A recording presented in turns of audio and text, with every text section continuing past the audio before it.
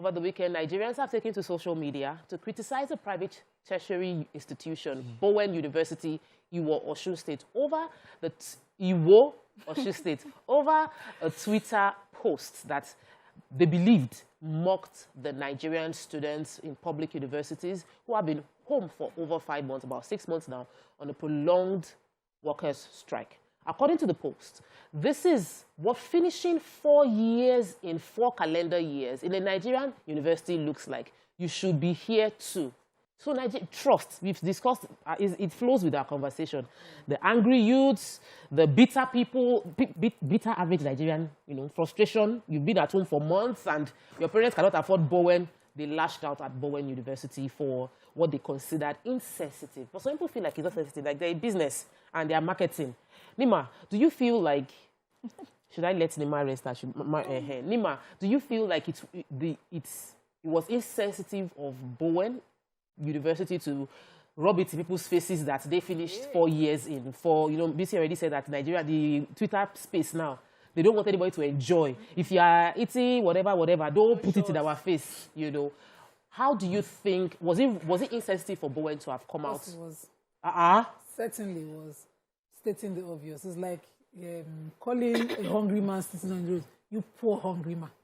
Yeah. It's marketing, yes, that's what it is. No, it's marketing for Nima, them. No, it's different. No, let's give it context. No, if you're a hungry man, is opinion.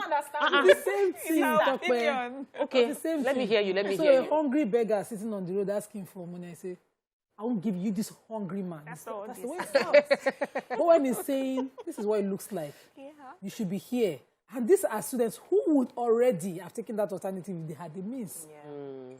It's lack of means. So there's in every place in the world, there's subsidized education, there's expensive education, whether we like it or not. Even UK people, we know people who are in the UK can be saying, even though their public school is your private school standard, the meaning is that we can afford that. There are private schools abroad you can't afford. Yeah, true. Sure, you understand. So they put it in their face, sort of rubbed it in their face. They're stating the obvious.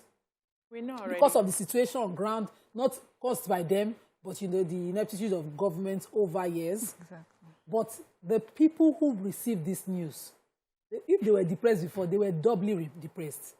I would, as a parent, if I had a child in university level already, I'll be struggling to raise the money, and I know a lot of parents who are struggling to raise this money.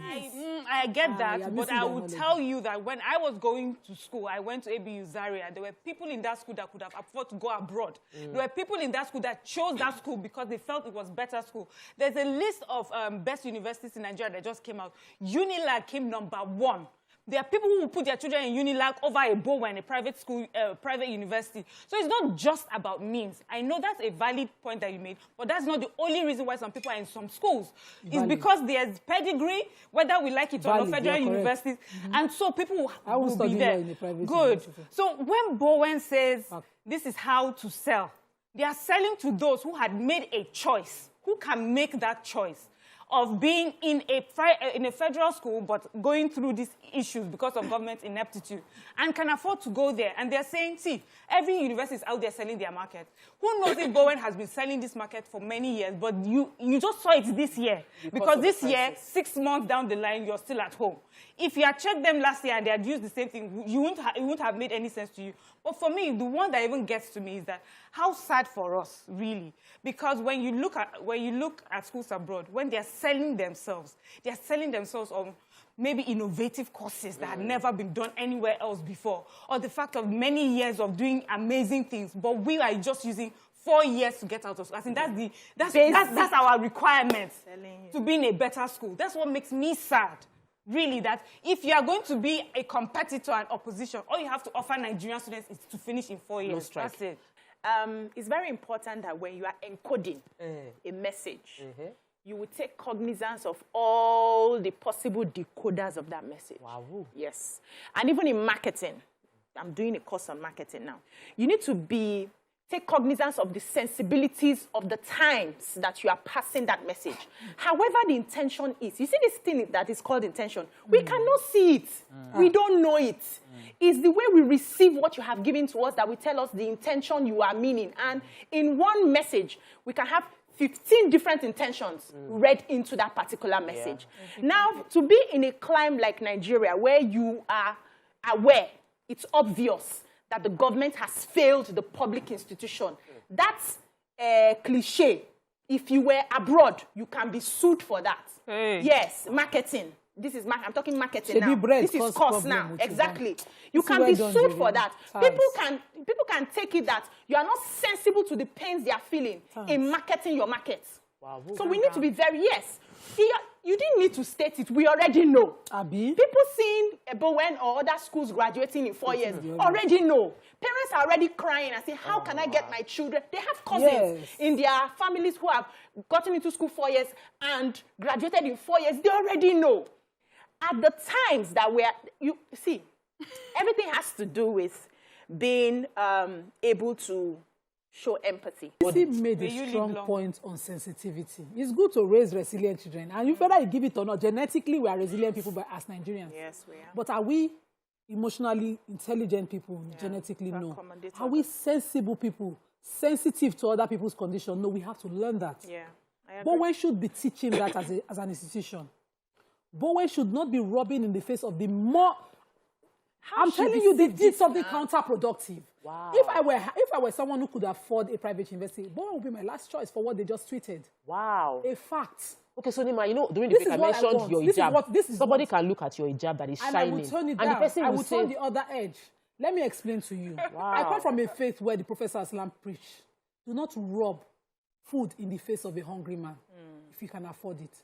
He says, do not go to bed, no matter how rich you are. There will be a level of accountability if your neighbor goes to bed hungry. It shows you do not care. That's where I'm from. Yeah. I'm from the faith where you have a child. You don't rub, my child, in the face of a person waiting on God. I'm from a place where it is taught to be sensitive. So I cannot understand what Bowen tweeted. I have cousins, younger cousins, who presently, we advise their parents, these are the best schools, the federal schools, they put their children in universities, and they took them out and put them in private universities. Bowen, one of them. But right now, I'm sitting here, so if I had the means, I'll call my cousins in Abuja, take her out, put her in another school where she'll be taught not to be proud.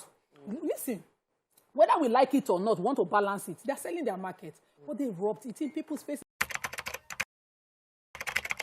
Last Friday, the management of the Nigerian Social Insurance Trust Fund appeared before the Senate Public Accounts Committee and stated that termites have eaten up some documents of the trust fund containing expenditures worth 17.1 billion. These documents are set to contain details of spendings by the agency in 2013. This has been under investigation, and some receipts were not presented when a panel was set up to investigate how these monies had been spent. And now we hear that termites are finally eating the documents and probably the receipts, so we may not have any of this information anymore. What is it with Nigerians and animals, Nigerian parastatals, government? Environmentalists. You are the queen of vultures. So tell us the connect when we are. I remember back in 2018, a snake swallowed some amount of money.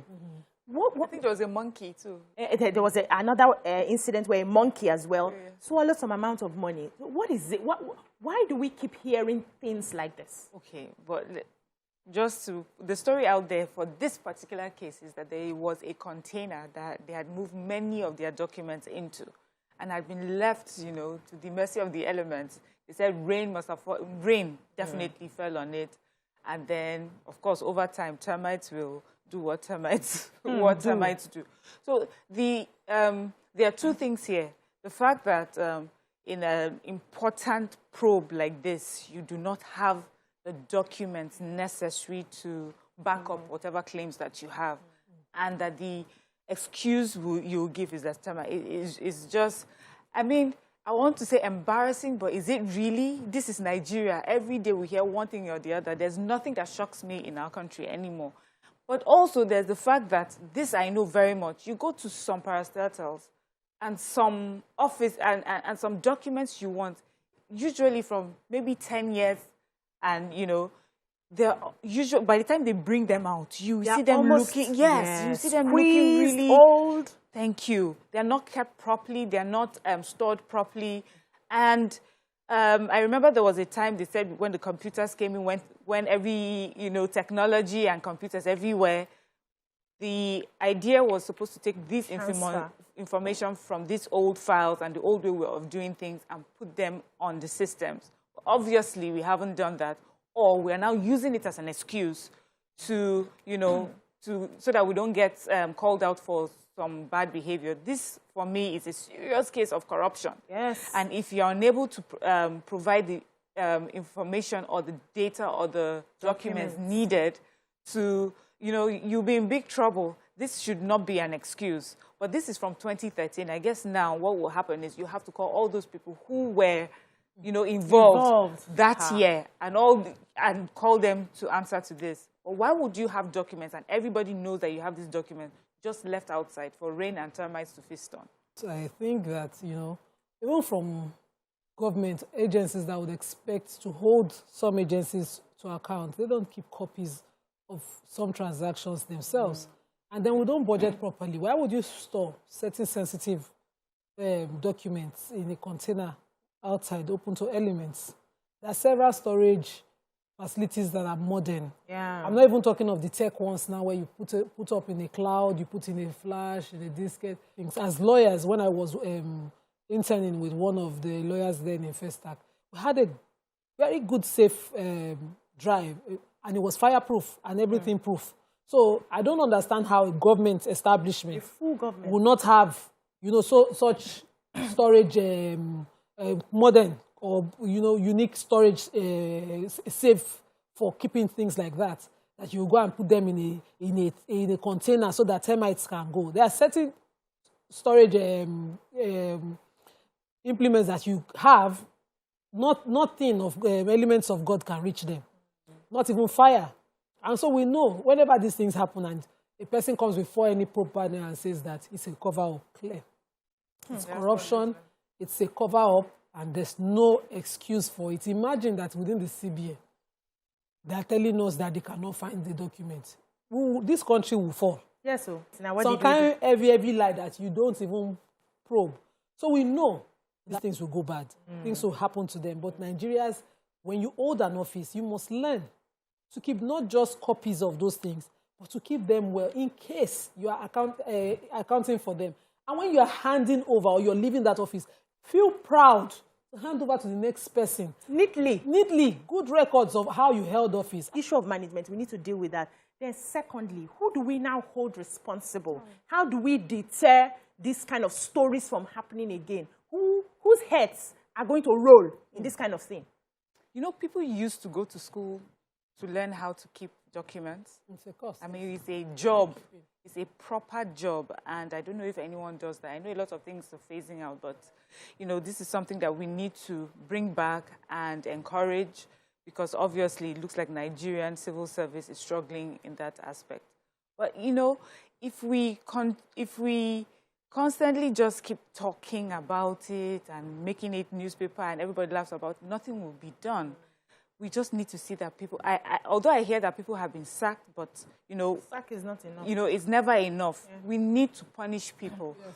And when we punish people, we cannot give them pardon 2 months down the line while doing their sentence. That's another issue. We need to send a message to people that when you do something like this, there are consequences. And that's the only reason why Nigerians will keep behaving like this. And there's something also about money. If you decide to follow, money leaves footprints. Money leaves a trail.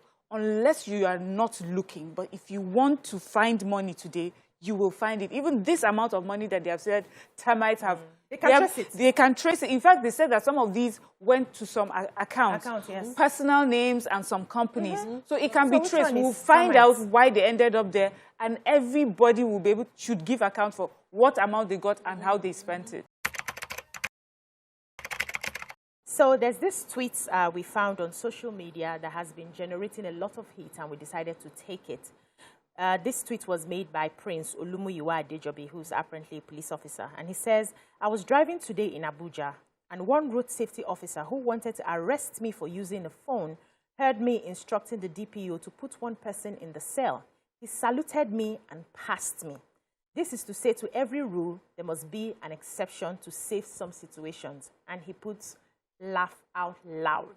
So Nigerians are really upset about this tweet, saying that we have our governments, we have our leaders make certain rules and regulations, and then they do not follow through.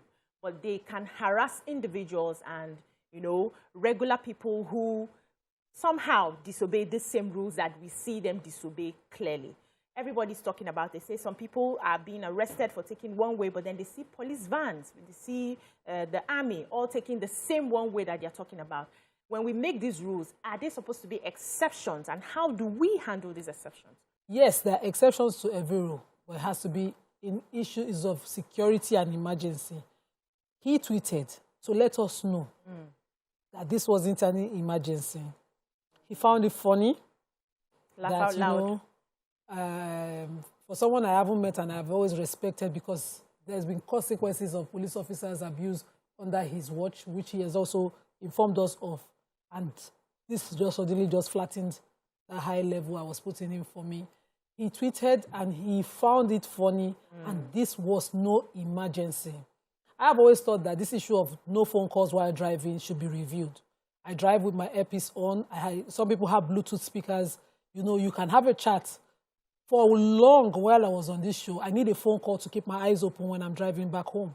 Sometimes driving to work because of the distance. And I get stopped. Once I was with my mom on the phone, my earphones were in my ear. A federal road safety officer stopped me. Asked if I was on the call. I could have said no. I could have said I was listening to music. I said yes. He packed me, pulled me over, and I paid the fine. Wow.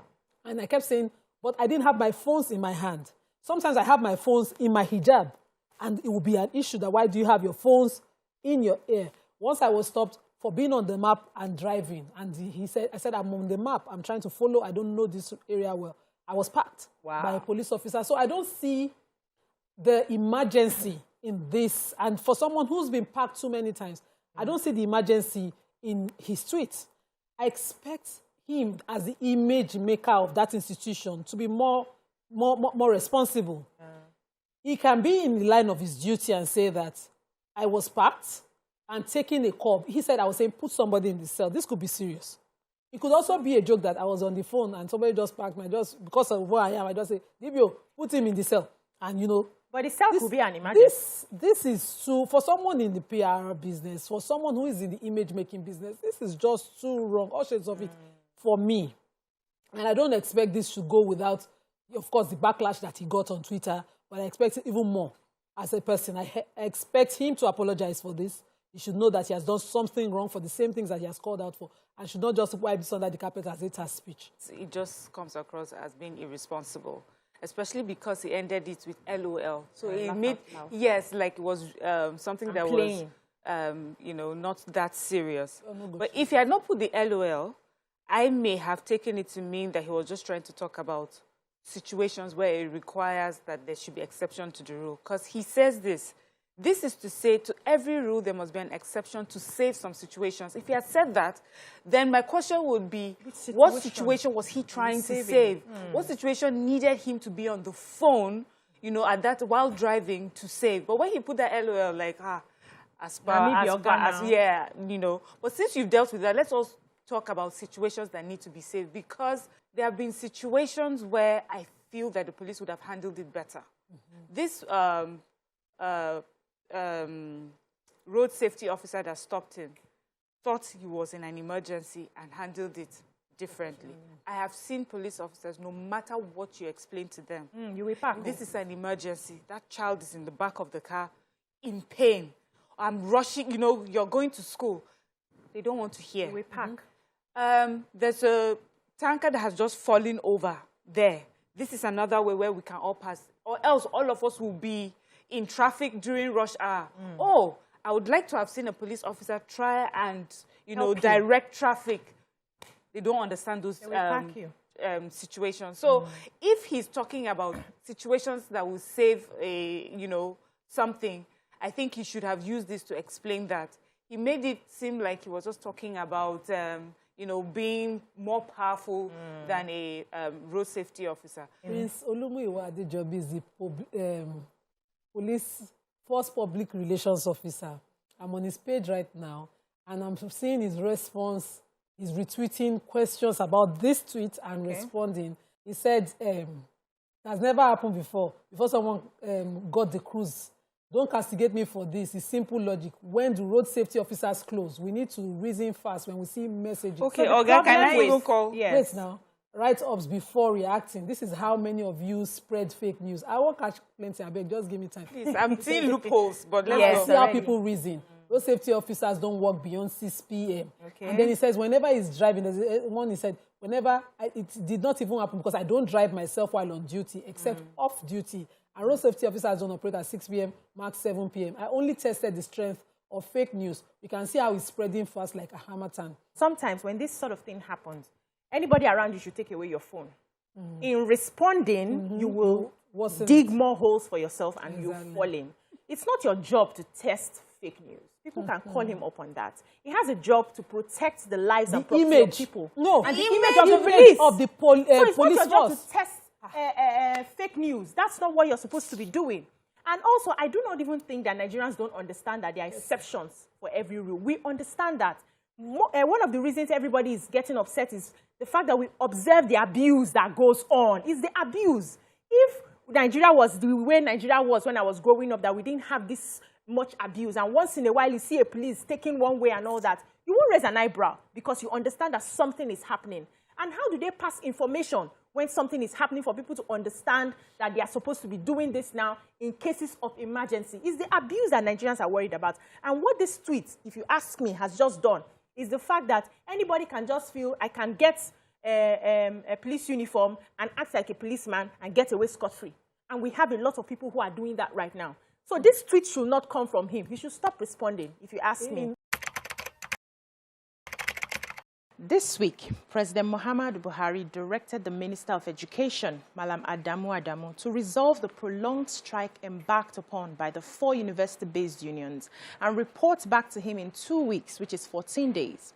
He gave the directive after he received briefings from the relevant government ministries, agencies, and departments involving in resolving the face-off with the university unions. 4 weeks, which is 29 days down the line, it appears there is no end in sight, as the latest round of negotiation between ASU and the federal government ended in a deadlock at about 3 p.m. yesterday.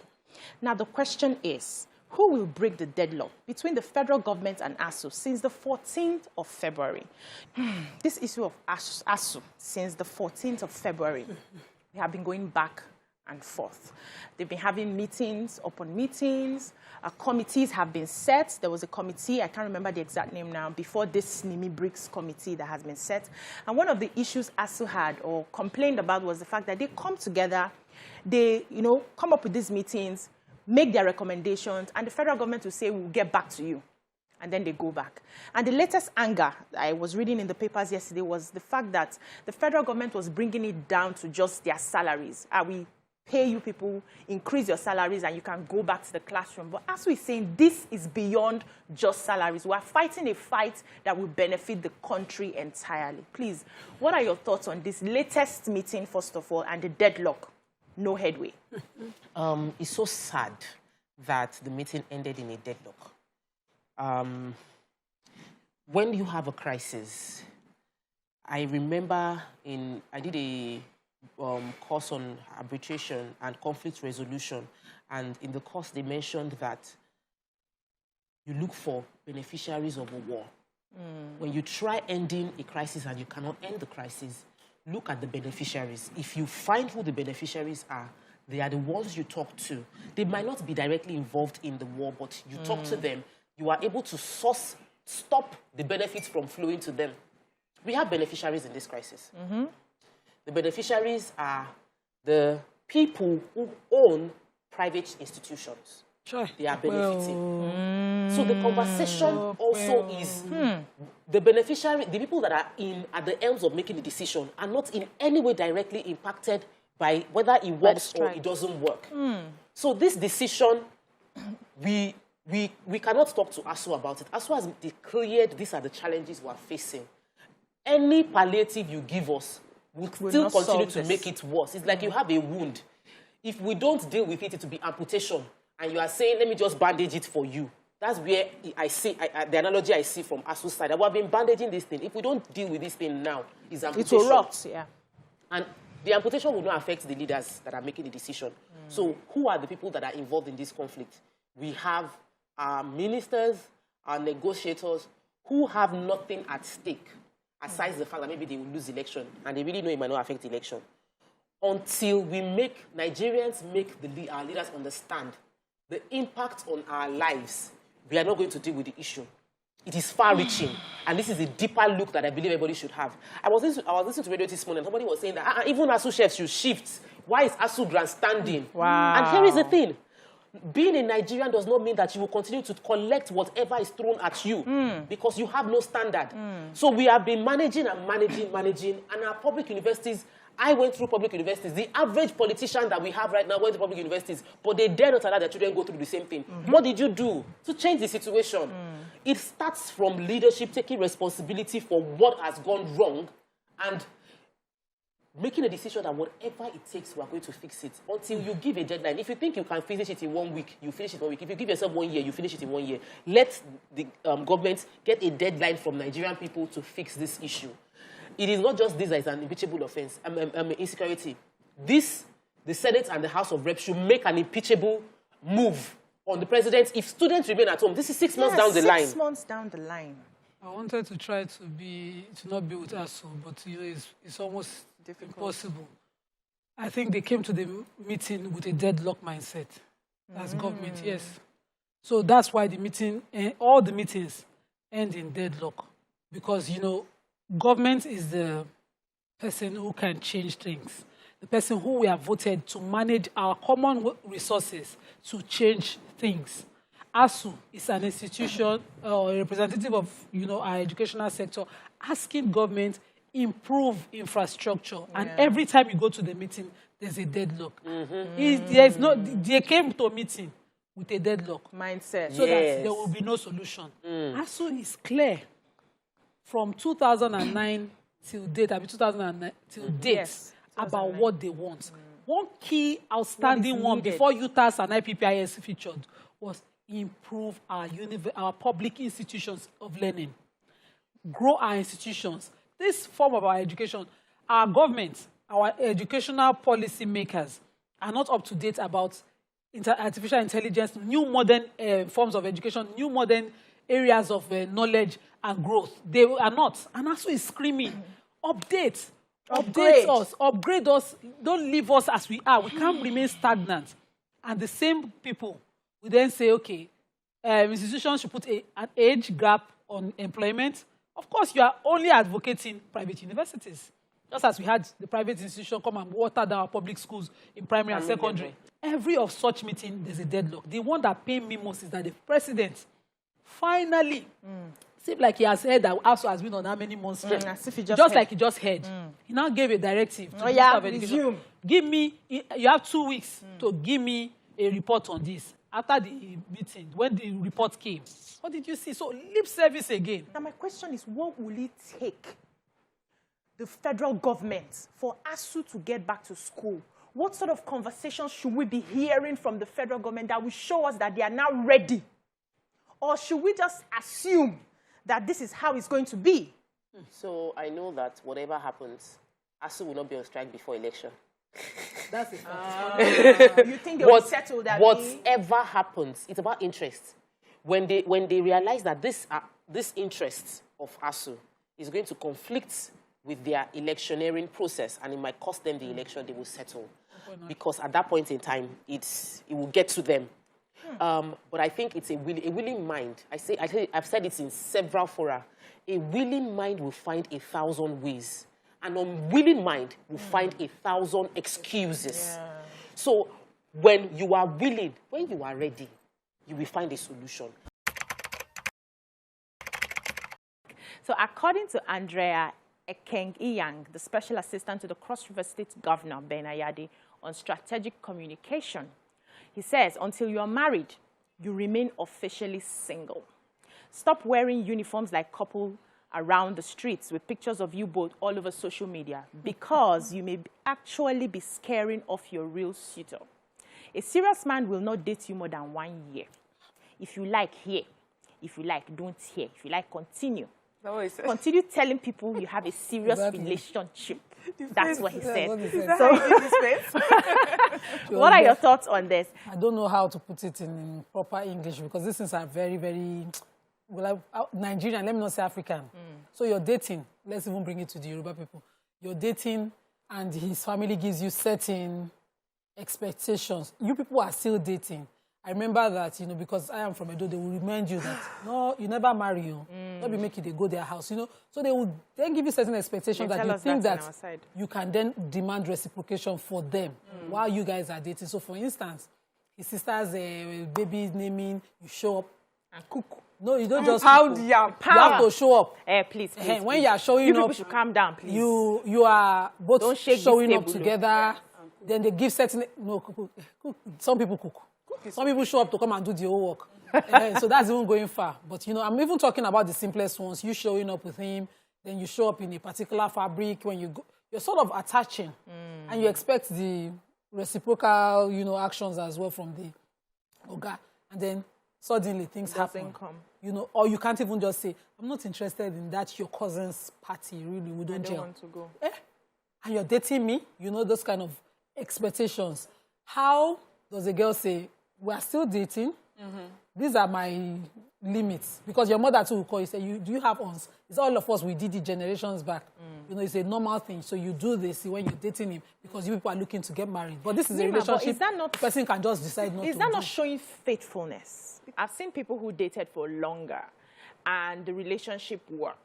And I've seen people who didn't even date and it still worked. So who gives the time frame that if a man is with you for over a year, it's not serious? What he should have qualified it with somebody of means. So we know some people, they are of means. And me, I'm with him on this one. Okay. The person is not looking for anything. There are no lifetime goals blocking anything. Just wants to keep you on the side for more than a year. He may need emotional maturity. Why he's like saying why the do they two have to of hold We you? grow together. Alex made me laugh. I also saw a post online on someone saying if a girl comes over to sleep at your place and in the morning she's sleeping till maybe 12, she not wake up like her grandmothers would do, sweep the compound, wash the dishes. She's not a good, if I wrong, Wife material. And I'm wondering, you when they come greet for your house, Why you not wake up? As in, did she come for as maid duties? Some things that are people around us, especially guys, gist about take with levity, and girls buy foolishly into that mentality that you don't have something to prove. A major problem. And we joke about them online. Did you know that when that person posted that thing, some guys commented and thought it made sense? And you would think this ones, maybe they don't have sisters. If I've ever found my brother saying that to a girl, there'll be a problem. Because my brother is married, and I didn't meet his wife until she was married. If you're dating somebody, you're getting to know the person. I can be talking to you, BC meets me again and toasts me. As for my number, I will not tell her I don't have number. Me that I'm a Muslim girl, I'll give her. Miriam sees me, I will give her. All of you, throw your fish in the net. I've not decided. That's what I think dating is when you're single. Yes, that's what it is. So when you have decided that, this is the person, and I mean decided though, so it means that Mr. Zibri has seen my people. That's when you have decided. That's when you become, instead of while just because you think this is the husband material, you have given him number, you now stay there. This one did not have number, this one did not have number. If grace does not bring you to your husband, you might miss your husband. Grace is what will finally bring you back there. When you're dating, leave that sex part, because that's what complicates things. As a young girl, I would come to my girlfriend's party and I cannot sit down. Naturally. I go serve food. If the plates are dirty, she's running out of dishes, we'll wash the if I had a cook jollof, we return the pots. If I visit the guy I'm dating, I will sit down, cross my leg, and mind my business. If you sleep over, I didn't even sleep over. That one was a dream. If see, now let's be realistic. Now you are acting as if all of us are saints on this table. Never came to pass. You did not date. So I'm just saying that. But people who date and they have fiancé, that they go and visit for you to meet the parents. And we watch Oyibo movies now. It even happens there. You see, if you sleep over, the example Miriam gave, when you wake to up, show it how you were raised. So, in my own background, we were forbidden. Don't sleep over. No need to test anything. Okay. Then, when you sleep over in some houses, they will now tell you you sleep in the guy's room. No. If you visited us, my uncle's house, when my uncles were dating, and you were dating my uncle, you visited us, you will sleep with the girls. So there are just ways, and people's exposure, the way people were raised. My aunties used to draw meat emphatically. Don't even make the mistake. Imagine my auntie was engaged, and she first year Ileya she attended. When she was going, they were already engaged. Introduction had been done. And she was like, Ileya is coming, so you'll be visiting his family for Ileya. You know what she did? 2 caterers, Olokpo, for her own duties. It was the first time they had seen that in that family. Everything she needed to do, Yadagwaya, wash tomatoes, have you blended? Everything. So she set the new tone for how the women in the family were treated. The subsequent Ileya, everybody came with their Olokpos. Nobody they suffer again. So sometimes, I'm telling you, these are real life stories. Do some things that, you know, your respect, that you go buy them. Yeah. You come in and you want to prove. You see that thing you talk about, we need to set it up. You want to show that you were properly raised, but you just set the tone for how you be treated. Yeah. Some families don't know the line. Yeah. The next thing say, maybe that time when she never married us finished. She used to watch. So when you now come and say, these things are too stressful, I wanted a private family. When I got married, my in-laws didn't understand. I don't want a crowd. I don't want all the people, all the women will not cry. Yeah, well, I hated it. I just wanted to be, can we get caterers, cook the food, everybody eats, nobody's testing anybody. Imagine one asked me, can you, they are pounding yam. I say, if I drop out, don't give me. I will not eat it. Because I just didn't want to be stressed. And they made it seem like you were abnormal. Yeah. But we are still in the marriage let me take this. May God not let you do house girl, wait wife. So you think you're the wife to be. You have done everything. He knows you are car washing. You finish your so there's this importance in young girls. Whether they call you names, Wokabi, or whatever, have some dignity in yourself. Yeah. You're not desperate to marry. If marriage, for me, like marriage is ordained by God, we must marry. We can't even be celibate as Muslims. But have a little bit of respect for yourself. There are certain things that when you are doing it, just shame small, look back and see and sense whether they are appreciative of what you're doing. If you know that a situation is going to be like a testing ground for you, don't show up. If How will you know? No. How will you? Let me give you this story quickly, please. The sleepover is what I wanted to say. I want to talk about the sleepover. That sleepover is a testing ground. Don't go there. So it doesn't work like that for everybody. There's a question that was raised. Is it worth it to keep an ex-lover around? This thing called emotions for women, for some women, it's a very, very something area. So you know deeply how you feel about a person. Maybe you didn't really deal with it totally. Maybe that person dealt with it.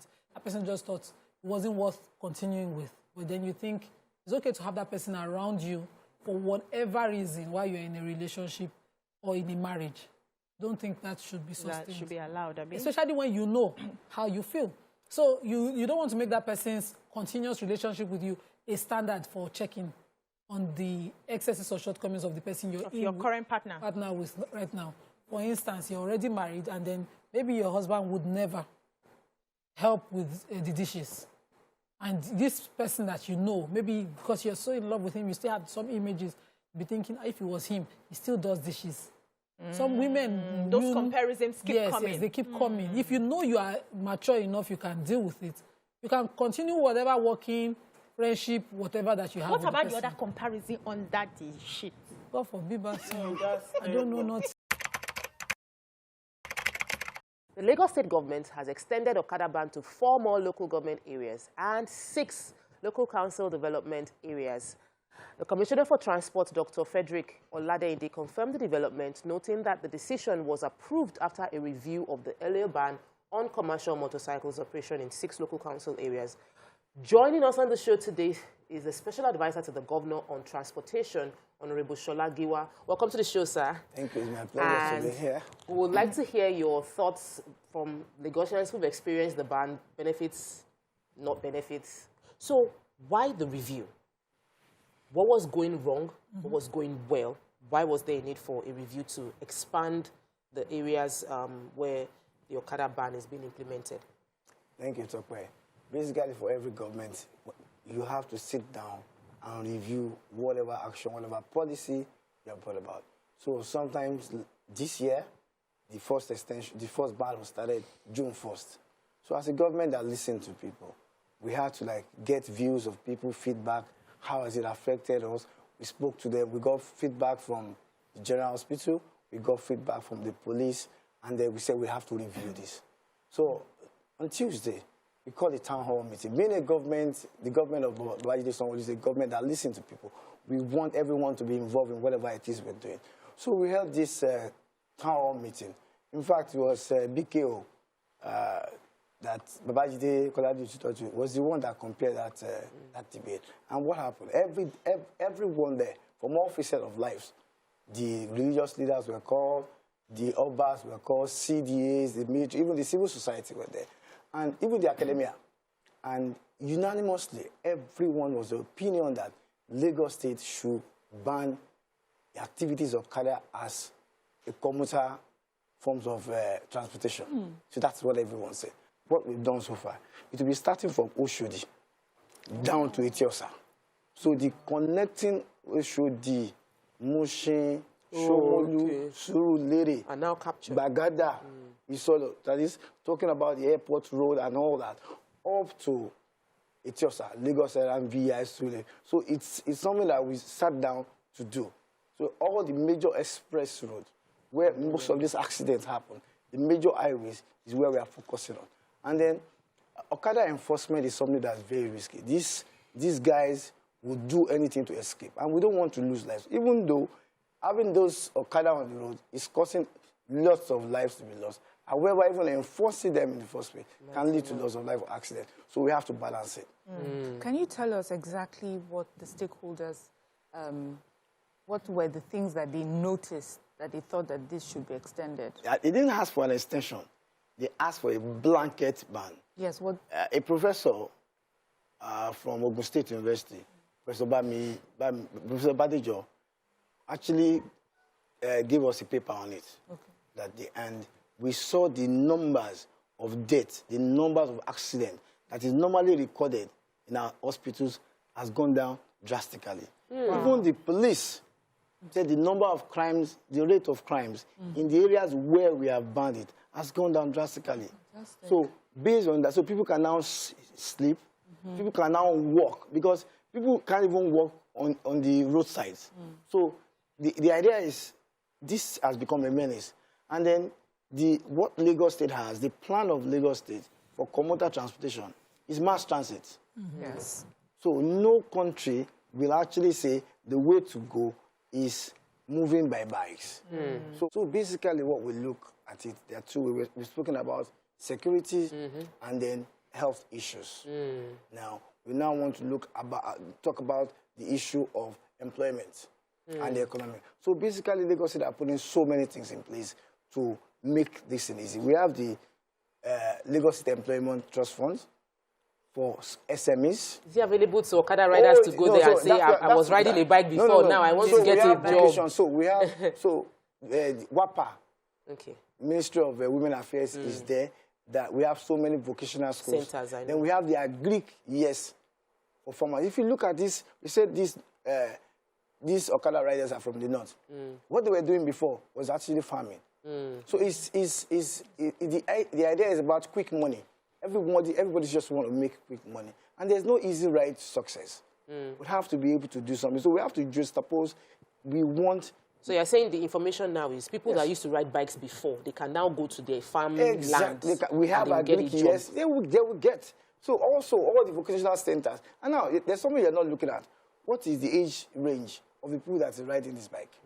They are between 25, they're even coming down from 18 to like 35. So how do you retire? How do you sustain this? They're not thinking that right now. They're not thinking that. After riding Okada for how many years, what will you do? So it's that age that is the most productive in the society is the one that is being wasted. Let's talk about enforcement in Lagos State of the previous ban, of the existing ban. We know that there are times during the day, very early in the morning or much later at night, and we see people on bikes.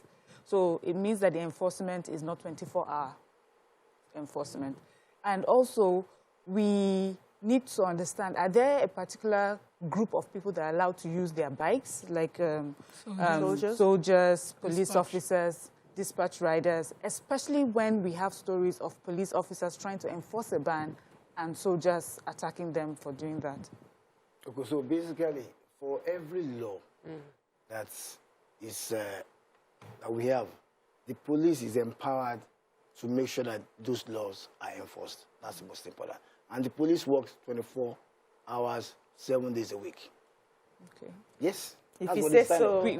That's what the police sign up for. Yeah, What they signed up That's what they signed up doing. for. That's what they signed up for. Okay. So that is that. So enforcement should be 24 hours. Even though for the guys that we are trained, they don't work 24 hours. They work from morning till evening. That is what we have on ground. However, so back to your question again. Police officers, I'm still coming there. Police officers and military officers are allowed to use their bike because even the government has procured these bikes for them on loan as gifts for ease of movement. You understand it now? So what do we say? That if you must ride these bikes as a police officer, you should be in your complete uniform. Oh. Yes. One of the major things that came out of that conference that we had, that debate that we had, town hall meeting, that we had was that the police should stop buying vehicles for their brothers or Okada for their brothers and people. Someone said that. Politicians should stop using it to do poverty alleviation. Thank you. We don't need bikes. We don't need bikes. This is a 21st century economy. This is a smart city. So we need to get to that level.